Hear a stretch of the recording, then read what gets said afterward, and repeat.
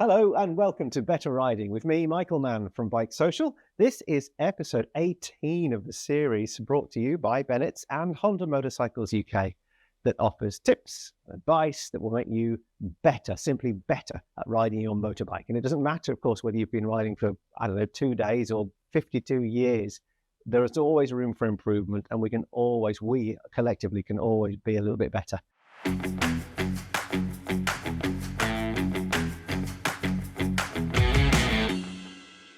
But don't just take my word for it. Oh no, we have a far more trusted professional in the shape of our motorbike coach, Mr. Mark McVeigh. And now, how's this for a CV? So not only is Mark an experienced rider coach, he's an ex-MotoGP engineer and riding academy owner for over 20 years. He's also invented the MotoDNA rider training technology. Mark has taught more than 10,000 riders to be safer, smarter, and more confident too.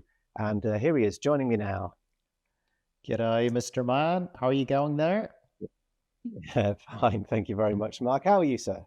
Yes, not too bad, thanks. We're getting near the end of this current series. So yeah, having some fun developing the next series. I can't believe it's been 18 episodes so far. And I've personally learned so much. I know we talked about it in the last episode about, everything that I kind of take in on if I'm riding daily, if I'm commuting, whenever I'm out on a bike, I always think about some element of something out of one of the episodes we've talked about. Anyway, in time-honored fashion. So, Mr. McVeigh, what are we talking about today? Yeah, so today, Michael, we're talking about motorbike flow, and it's really about how to hack your ride with sort of the latest neuroscience. So in time-honored fashion, we always start with a story, and the story's normally on the training ground. And, last weekend, I had to pull aside one of our students, doing an erratic attempt at a drill. And this is normal, it's part of our coaching continuous feedback loop. We take riders from their 20-hour license towards, motorbike mastery. And you'll recognize this one. It was on the figure eight circuit. And, it certainly is. And it's a simple yet deceptively brilliant drill. It helps, as develop those machine control skills almost exponentially. And, like many students before him, this guy would roar down the straight. And then as soon as he got to the corner or the cone in this case, it kind of stiffened right up. So that was kind of the problem that we were dealing with that day. So Joe, what was the problem with him? What was going on? Well, fundamentally, it was lack of flow. What do you mean by flow? Is it an acronym? Well, it's actually a psychological term. So we'll jump into the Wikipedia here. And Michele Csikszentmihalyi, whose name I've repeated over and over the years, he was a European psychologist. And essentially, he developed this kind of narrative, if you like. And we've got a lot of information on this page, but remember this graph. That's an important one to remember. And the key point, where we challenge the skill balance. And really, that's the goal is to kind of make your performance feel effortless. And when it feels effortless, you kind of have this intense focus and immersion, and it's known as the flow state or being in the zone. It sounds quite deep. What's the sort of more scientific angle? What does science say about flow? Yeah, well, I did a lot of study on this. We were training our students in flow and actually didn't even realize it. And I kind of picked this number of, 6% to, challenge the riders. And it came about, a lot of our coaches were ex-racers. And, people like Troy Bayliss, for example, world champion and national champions. But those guys only know one speed, flat out. Mm-hmm. So it's, if they're like a level, 100, and we have a student that's a level 20, those guys can't teach that student because they have to come down to just above the student's level. So I taught them, just be teaching the student 6% more, stretch them 6% more than their ability, not your ability, if you like. And then I started doing more studies, and in sports science. And there's heaps of, athletes and being and research around the psychological interventions like using imagery, hypnosis, mindfulness, which we talk about a lot, and kind of pre-performance routines. And all those things can really significantly enhance flow experience and performance in athletes. I'm beginning to understand it. That 6% thing is really interesting. But have you got like an example of flow in action? Yeah, for sure. If you go to, Red Bull and the the amount of information that you can get from these guys, they're not just an energy drink. The people like Felix Baumgartner here, cutting edge flow research to do amazing things like this. So, they partnered with scientists and, using AI, emotion detection, EEG, which we use in the school too. And, they're tracking like heart rate, skin response, and things like that to predict performance. And they've broken down these kind of flow recipe for athletes. And it's essentially and simplistically speaking, it's about balancing the skill and the challenge. And that kind of, by doing that, you're removing the sort of mental barriers and it sort of the principles can translate into motorbike riding. So skill versus challenge. How can flow benefit then us, the motorbike riders?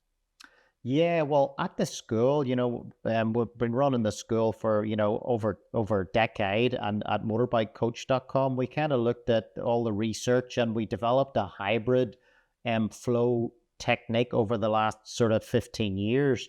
And, some of the benefits, like, for example, vision, our riders, we would see sharper vision and anticipation. So when the riders are in flow, the scanning kind of becomes subconscious. They can read the corners and the hazards before they kind of demand the rider's attention. Other areas are like, the input, so very smooth and efficient, no jerks, no panic corrections. The throttle, brakes, and steering kind of become fluid and more precise. And then into the mind side, the emotions, anxiety and second guessing, that kind of disappears. And there's like a calm confidence with the riders. And then that extends into kind of like more like stamina, mental stamina, because when you're in flow, it conserves that mental energy. So fatigue doesn't creep in. And because, motorbike riding, it uses the brain in a big way, right? Like a supercomputer, all the calculations we're making. And then other things like addiction, but in a good way. So whenever you're challenging yourself and having these stretch goals, it's kind of like a little bit, scary, right? So you challenge yourself, or you overcome that kind of fear and you do what it is, say it's a drill, like braking or something like that. And when you overcome that fear or that challenge, you get the brain chemicals, dopamine and endorphins, and that increases pleasure and focus. So that starts making training sticky, a little bit like a game. You want to do it more and more. So you get other benefits too, like, faster learning outcomes and reduced risk and more fun, I should say. So there's lots of pluses. Lots of fun. Wow, that's a really good way of putting it all. Like, we're all addicted to riding, right? But most of us who are Yeah. going to be watching this, at least, because there's more functional, but there's form, and then there's a mixture of both, isn't there? So it's, for me, definitely, I agree with all of that, and I really get it, because most of the rides you go on, you just get that shoot through your brain, don't you? You think, God, this is amazing. I love motorbikes. Yeah. Motorbikes are the best invention ever. Yeah, Um, exactly. Brilliant. That's a really good one. And mate, Mark, I'm just going to stop you mid-flow before we move on and remind you I'm going to remind everyone of a point I just made in the last episode. I answered a question previously about whether better riding, whether this series would help reduce insurance premiums. Well, of course, BikeSocial is part of Bennetts. It's a UK insurance broker. And what I can say is that there is an indirect benefit, of course, because quite simply, if you are a better rider, then you are less likely to have an accident, or indeed an accident that's your fault. So, without further ado, Mark, do you have any more detail on sort of teaching riders this flow? Can it be taught? Yeah, absolutely, Michael. We've been doing it for, a long time. And, even if you start building the basics really until they're automatic, and, you've done all those drills, the slow speed, figure eight, corner avoidance, And, you do those until your body knows what to do. And that kind of, clears the mental bandwidth for flow. If you think about a learner rider, they're almost kind of like, oh yeah, there's the brake, there's the clutch. They're kind of oblivious to the big truck around them. Whereas, the rider that's very experienced and has those high machine control skills, they're not thinking about brakes or gears or anything. They're just checking out, the situational awareness and their defensiveness. So that gives them more mental bandwidth for flow. And then the next point to make is really those stretch goals, ride to a level that pushes you but doesn't scare you. So if it's too easy, you get bored. If it's too hard, there's stress and risk, and riding in between is kind of like the flow zone. And we'll visualize that a little bit later in the video. And then things like adding visualizations and routines, picture yourself riding, clearly, precise confidence, almost like the way these Red Bull athletes train. Some of them are using breathing routines or cues. You see that a lot in sport, and that's backed by, sports science. And then for riders, recognizing and removing like flow blockers. That could be like your riding gear. Does your visor steam up? Like you still see this happening in, in the racing, visor state. Okay, that's no good. What about your ergonomics? We talk about ergonomics a lot. We had that brake lever with a short brake lever before. Eliminating those distractions and, riding with the purpose, they all kind of help to, get yourself into flow and remove those blockers. Well, you've got your riding academy, and I know you love a bit of data, don't you? Have you got anything that would, highlight what flow means? Yeah, absolutely. We love our data. So the key thing too is you don't need to be the best rider in the world to experience flow, but you do need to overcome challenges, to achieve that sense of mastery in your riding. So we've got this flow chart, which looks a bit complicated, but once we get into it and break it down, it's quite straightforward. So we've got the rider's skill along the bottom here. And, 0 is kind of like your learner. And then it goes up 25, 50, 75. And, if you're at 100, you're likely to be in MotoGP, if you like. And then in the vertical, we've got challenge. So 0 at the bottom and then 100% at the top. And then through the middle here, this is called the flow channel. So it's this is where the 5% comes in. So say, for example, your skill score is 25, and this is kind of like overall skill score, but it can apply to individual skills as well. So say it was, we're talking about braking, and we're talking about, G-force. Okay, what's my peak G-force in my braking? In the 25 score, basically you would squeeze your brake lever 5% more. So you'd squeeze 5% more, and then you practice until that becomes repetitive and intuitive, and that's essentially your new skill level. And it's important to note that riders all learn at different paces. Like one rider might take an hour to do this, or another rider might take all day. So that's kind of the way it works, and you can break this down into different levels. It could be your vision, maybe you're not looking far enough ahead, so your skills there, so you're lifting 5%, looking 5% further. Practice, intuitive and consistent, and then essentially that's your new skill level, if that makes sense. And that magic number is 5%. That's I kind of guessed 6, and then when I was reading the research, it turned out that there was a number, and it was 5 from the science. So we were pretty stoked with that one. Now, if we then break that down, that's your overall skill level. If we break that down and we talk about then say emergency braking, and I'll just jump into this, our digital academy. So this is basically our online system. So I'll just log in here, and we've got thousands of riders in here, so we can find some really juicy data to talk around. So you can see all the riders are listed here. It's kind of like, looks a bit like Strava, if you like. So if we click on any of the riders, And we can go here and you can see all the leaderboards, organized by their overall skill, and then, who's better on the throttle, braking, steering, etc. So, and then at the top, we've got, the scores overall, throttle, braking, steering for this rider, Darren. And you can see, how he's progressed through, on this kind of gamified chart.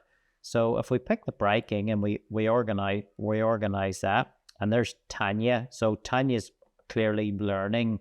Her score's quite low. So we click into Tanya and click on her braking. You can see this graph here, Michael. And basically this graph is showing the G-force from the braking in the vertical. And then on the horizontal is the stopping distance. So if we think about, when we're riding our bike, there's lots of different things we're doing. So we've got, in this case, we've got for emergency braking G-force, and the green is the coach. So you can see that the peak G is like 1.3, maybe 1.2 G, and this is just a normal road bike. And then if we look at Tanya's peak G, it's maybe 0.4. So, she's braking at probably about 30, using about 30% of the braking ability of the bike on the peak Gs. So what we would do with Tanya would be to say, okay, squeeze the lever 5% harder, and, to try and get her peak values up. And then she would keep repeating that until it goes up, up, up. And, a lot of riders are quite afraid of the front brake. So, this could take months. It could take years for a rider. Another thing, for example, we can look at is the rate of application. So you can see how steep the coach's rate of application is. So that's really how quickly you squeeze the brake lever. And you can see Tanya's, hers is quite flat. So we can say, for example, okay, squeeze, 5% quicker, and we could have probably a graph that would, start getting steeper and steeper and steeper. That's the rate of application. So that's another way to get into flow. And then another thing we could talk about is progressiveness, especially, on the brakes on a motorcycle. We don't want to be on and off the controls. And you can see here, this is very common for braking. They apply the brake and then they kind of frighten themselves, and then they've let the brake off. You can see the G-force has gone down, and then they've realized, oh, actually, I need to start braking again, and then they start again. So that's kind of, what you see a lot. And then if we pick this other rider, Giuseppe, and we click in here, and we look, he's got quite a good braking score. So let's have a jump in there and see, and you can see there, that's very good. Braking. So the rate of application, it's very steep, just like the coach. The peak G's probably 1.1, so that's pretty good too. And then there's a little bit of kind of lack of progressiveness here, which is that's something that could be worked on. But that kind of gives you an idea, from the machine control skills. And it's obviously important to practice those, in a controlled environment, until your skills are intuitive, if that makes sense. We've got several episodes where we've talked about emergency stops and whatever other things to do with your brakes and how to apply them correctly, haven't we, earlier on in the series? That's right. Okay, so that's sort of training, particularly machine control skills. But do you have an example of flow actually out in the real world on the road? Yeah, exactly. So, our training is 3 pillars. The first one's skills, which is what we've been talking about, those machine control skills. And then, the second one is craft, the road craft, which is we'll talk about now. And then, of course, mind, which is really what the third one is and what we're talking about with flow. But if we go back to the open road, and the kind of second pillar, we could pick like vision, for example. And, research shows like many riders, they fixate on the road surface. And if we play this reel here, you can see this rider is really focusing, really got excellent vision, focusing on the limit point or the vanishing point. And if we're kind of mindful of this, for example, if we just stop the video right there and say, for example, another rider is fixating on the road, they might be looking down here, and we see this heaps and heaps even on our machine control drills. So if the rider's mindful and they know, okay, I really should be looking further ahead at this, because that's what you need to do when you're riding a bike. Look for this vanishing point. You should be scanning. You should be using your peripheral vision. But if we focus on the limit point, the rider could be looking here, and then they could go, okay, well, I'm going to be mindful of that, and I'm going to lift my head up, and I'm going to start looking here. And of course, that changes quite a few things for the rider. It can change the balance, for example, because your balance is in your ears, so you're lifting your head up, you're looking a bit further ahead. That can affect that. It can also affect your coordination. So you kind of maybe get a little bit lost in your position on the road. So what you have to do then is when you move 5%, you've got to practice, right? And it's got to, then when you've practiced enough that it's consistent, repetitive, and intuitive, that's kind of your new skill level. Okay, and this might take a month, it might take a week, depends on the rider. And then they go again, okay, let's go another 5%. Now I'm looking here on the road again, practice, intuitive, repetitive, and then go, and they just keep lifting until they're getting more towards that sort of optimal vision, like this rider. And it's just being mindful that riders, improve at different rates. So, that's the sort of key takeaway in this one, Michael. Yeah, absolutely. I agree with that wholeheartedly. It's a lot of the comments we get in these videos, of course, in this series is people specifically talk about, oh, you've mentioned 10,000 hours. That's very, very difficult to achieve 10,000 hours. But of course, like you say, people want to learn at different rates and do learn at different rates, regardless of whether you're riding a motorbike or anything else. But there's been a whole heap of information there, and fascinating too, as it is in every episode. Do you want to just maybe summarize flow for us?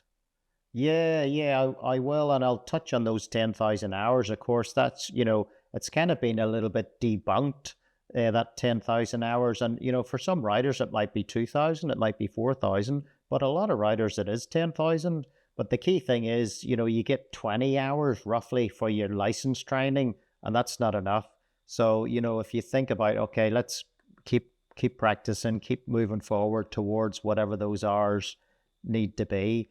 But the flow is great. It's not mystical, it's science, and it's kind of like a mental advantage that's come from sport science, if you like, but it's accessible for everyday riders.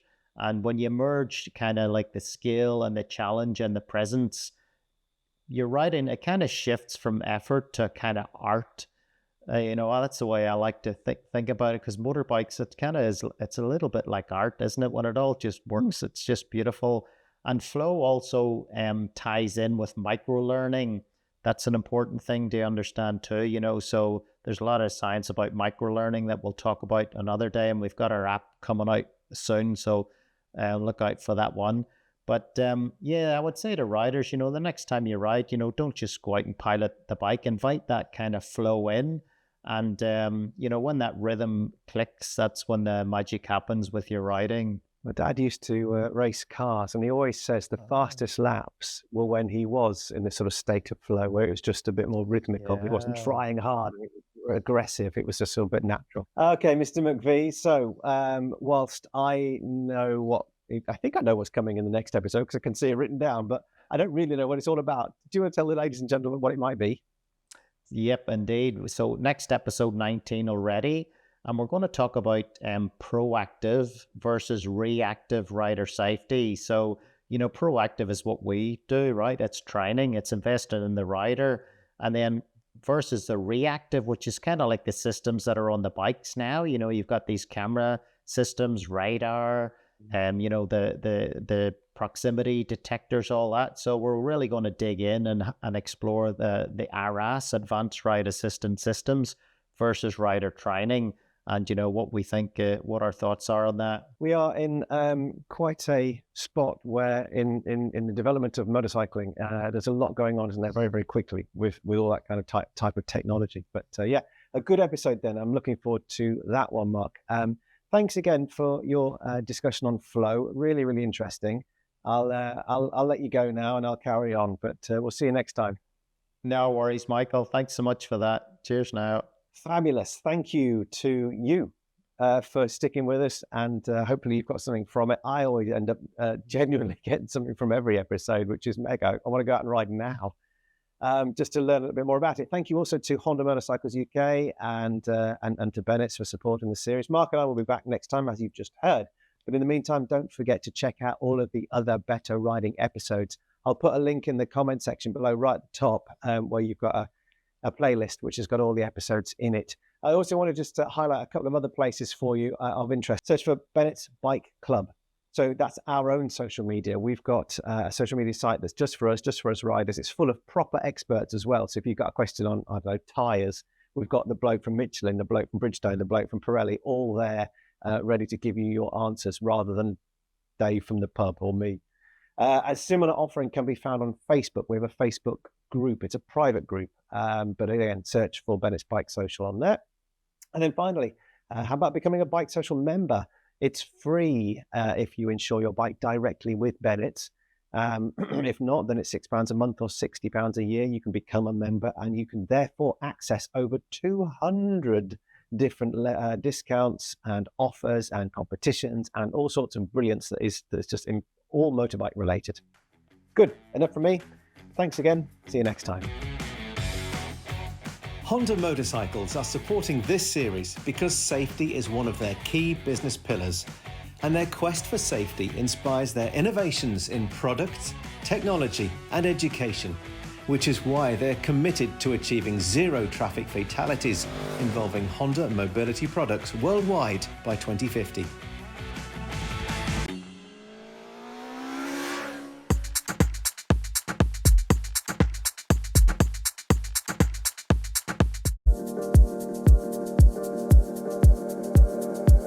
Learn